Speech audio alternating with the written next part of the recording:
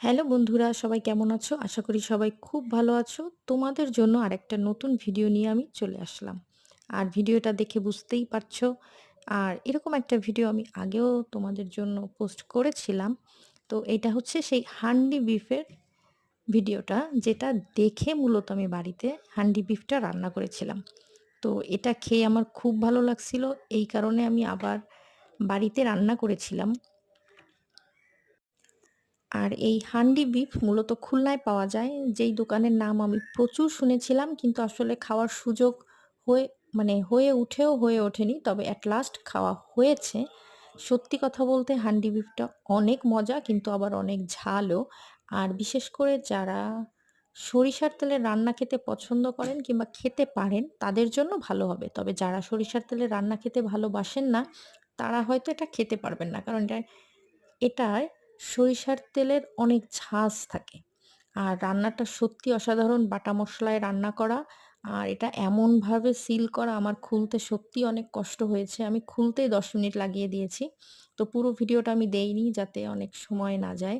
আর এই দেখেন, সব্বাই খাওয়ার জন্য অপেক্ষা করে আছে। আর আমি ভিডিও করার জন্য তাদের সব্বাইকে ওয়েট করায়ে আমি এটা ঢং করেই যাচ্ছি।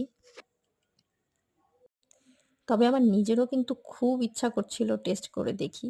তবে এখন তো আমি জানি টেস্টটা কেমন। এই যে ভিডিও করতে, করতে এখন মনে হচ্ছে আবার খাই। আর রংটা সাধারণত ভিডিওতে ভালো আসে না, সেটা সবাই জানে। এটার রংটা সত্যিই অসাধারণ ছিল। তো এই দেখেন, আমি দুষ্টুমি করছিলাম আর সবাই হাসছিল। তো এইবার হচ্ছে খাওয়ার পালা। তো সবার শেষেই আমি এখন নিচ্ছি। সবার নেয়া হয়ে গেছে। আর সত্যি মাংসটা খুব সফট হয়েছিল আর অনেক ফ্লেভারফুল ছিল। তবে আবার বলছি, যারা সরিষার তেলে রান্না খেতে পারেন না, তারা এটা শুধু অর্ডার করে টাকা নষ্ট করবেন না। আর এটা ওখানে যেয়ে খেয়ে হয়তো অনেক মজা, কিন্তু আমার কাছে ওইখানের পরিবেশটা ভালো লাগেনি। তাই আমি এটা বাড়িতে আনিয়ে খেয়েছি। তো আপনারা যারা যেয়ে খেতে পারবেন না, কারণ ওইটা খুব একটা হাই-ফাই কিংবা একটা ভালো জায়গা এমনটা না, রাস্তার পাশের একটা দোকান। পরিবারের সবাইকে নিয়ে অনেক সময় অনেকে এরকম জায়গায় যেতে চান না। তো তারা বাড়িতে এনেও এভাবে খেতে পারেন। তো বাড়িতে আনলে এইভাবে সুন্দর করে ওরা সিল করে প্যাকেট করে দেয়। তো আমার খাওয়া দেখে বুঝতেই পারছেন এটা কতটা স্বাদ।